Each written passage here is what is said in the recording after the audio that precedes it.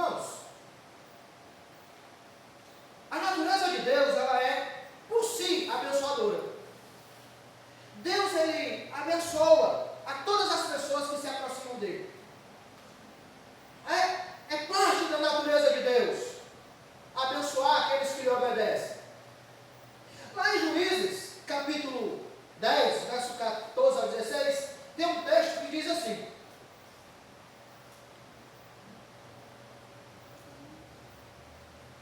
andai e clamai aos deuses que escolhestes, que vos livrem eles no tempo do vosso aperto. Mas os filhos de Israel disseram ao Senhor: pecamos, faze-nos conforme tudo quanto te parecer bem aos teus olhos. Tão somente rogamos que nos livre nesse dia. E tiraram os deuses alheios do meio de si e serviram ao Senhor. Então se angustiou a sua alma por causa da desgraça de Israel. As versões mais antigas, elas dizem o seguinte: e Deus não pôde mais reter a sua compaixão por causa da desgraça de Israel.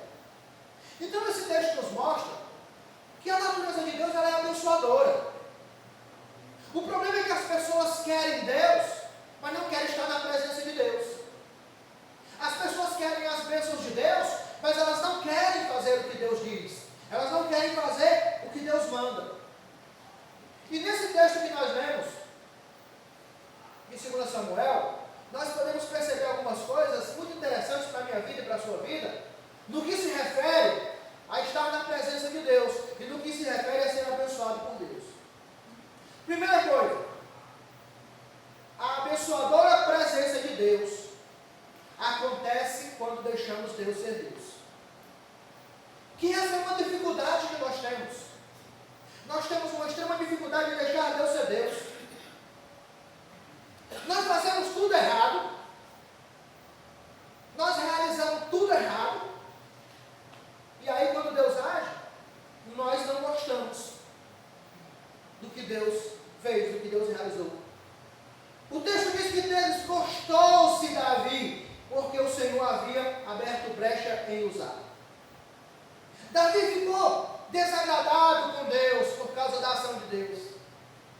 O problema, meus irmãos, é que a arca não podia ser levada em carro de bois. A arca só poderia ser levada pelos levitas. E Davi sabia disso.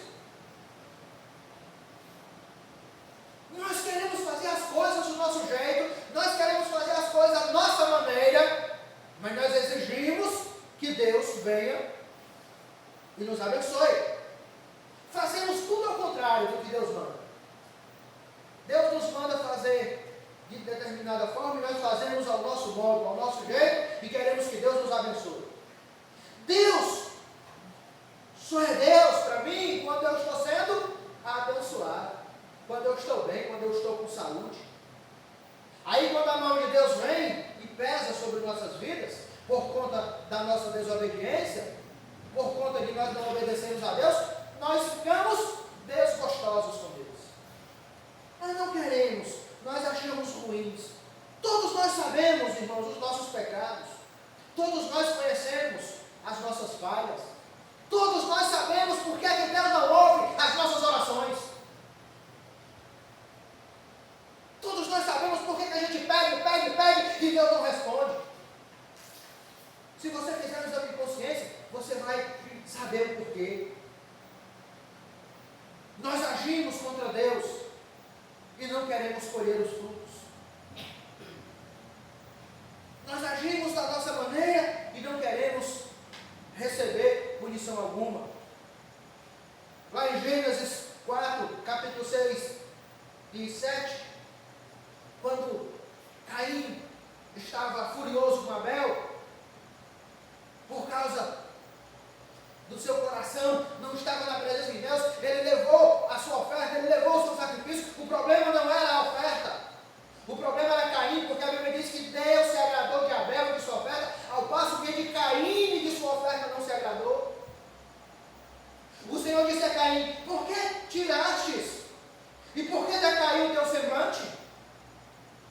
Se bem fizeres, não haverá aceito a se não fizeres bem, o pecado jaz à porta. E para ti será o teu desejo, e sobre ti ele dominará. É assim que nós vivemos. Nós queremos fazer da nossa maneira, do nosso jeito. Nós achamos que podemos, que somos capazes.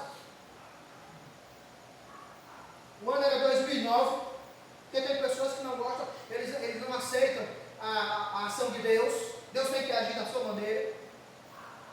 2009, agosto de 2009, não lembro, era o último sábado, nós estávamos comemorando 5 anos da nossa consagração do templo.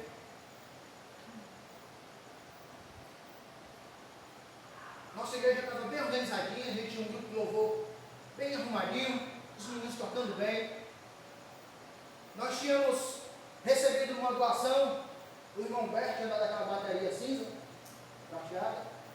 Se eu não me engano, o presidente Paulo tinha doado um violão, a irmã Marta tinha dado um teclado, e o Jean Paul tinha dado um contrabaixo. E o sanfoneiro estava uma maravilha. Fazia um louvorzinho bem. Nesse sábado, eles me chamaram e disseram assim: pastor, é o seguinte, nós queremos melhoria para a igreja, nós queremos fazer o melhor para Deus. E assim, nós precisamos de uma mesa de som, nós precisamos de um amplificador, nós precisamos de 2 caixas novas, para a gente fazer o melhor para Deus. Se não for assim, ninguém toca mais. Inclusive, ninguém vai tocar hoje. Rapaz, meus joelhos ferviam. E o Espírito Santo travou a minha boca, eu fiquei calado. Eu ia dizer assim: nunca mais me desça aqui só para esse altar, enquanto eu estiver aqui. E aí o Espírito Santo, irmão, eu não falei, eu fiquei calado. E eles falaram, eu fiquei calado. Aí eu vim, sentei aqui, e eu disse assim: Deus, eu te pedi um tempo, tu me deu tempo. Eu te pedi almas, tu me deu almas. Agora, é esse povo aí que tu vai botar para te louvar. São essas pessoas que o Senhor vai trazer para estar no teu altar. Irmãos, eu não sei. E aí, eu tinha convidado a Pamela para pregar. A Pamela entrou 2 carros. Irmãos, era o grupo de louvor lá da API de Gereissati. Aquele dia, o Espírito Santo tomou essa igreja e a igreja lotou. Não tinha mais lugar. Faltou banco. E naquele dia o Espírito Santo tomou essa igreja. Foi o melhor louvor que nós tivemos aqui. Mas foi uma bênção. A gente chorava na presença de Deus e os meninos louvando, a gente não recordou.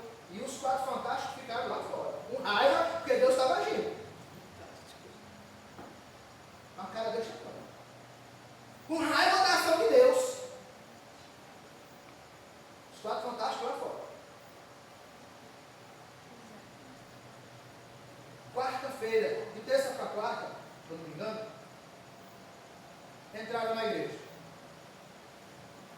Irmãos, os irmãos mais vão saber. Levaram a mesa de som, levaram o amplificador, levaram o violão, levaram o contrabaixo, quebraram todas as teclas do teclado, furaram todas as películas da bateria, arrancaram a proteção das caixas de som e rasgaram todos os fones e nós ficamos sem nada. Nós ficamos sem nada.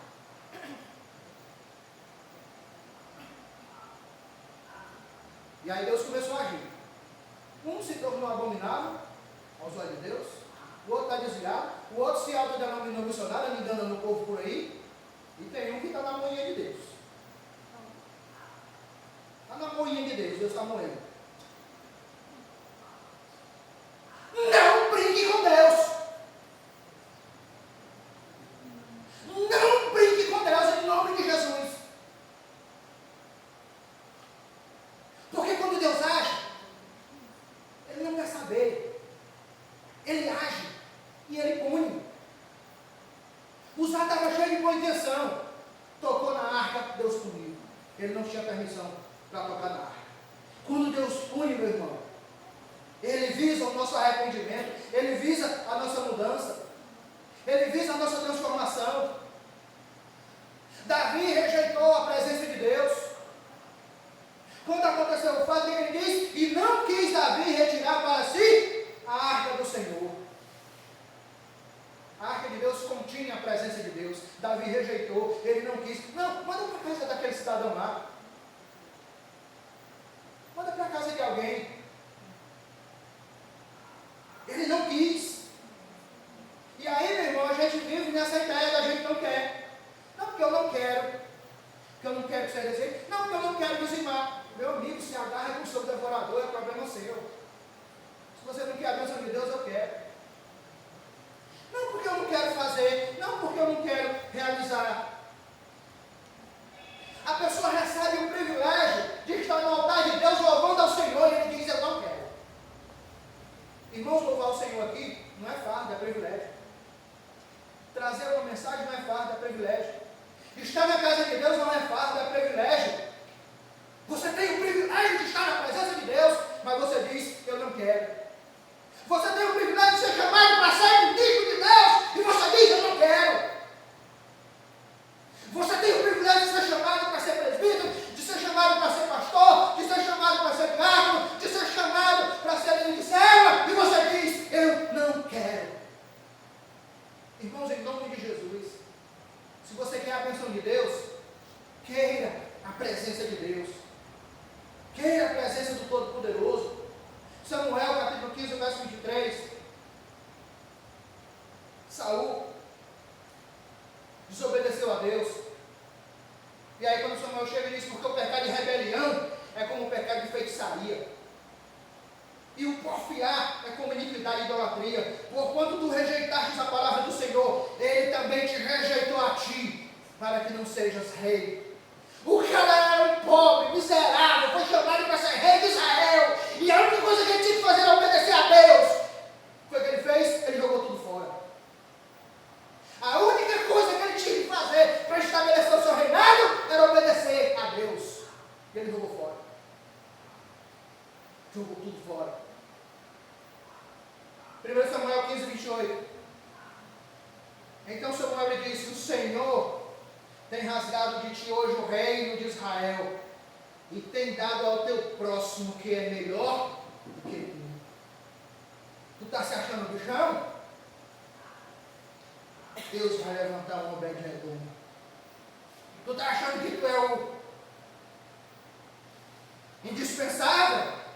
Deus vai levantar alguém melhor do que tu para fazer aquilo que você não quis fazer. Porque Ele é Deus.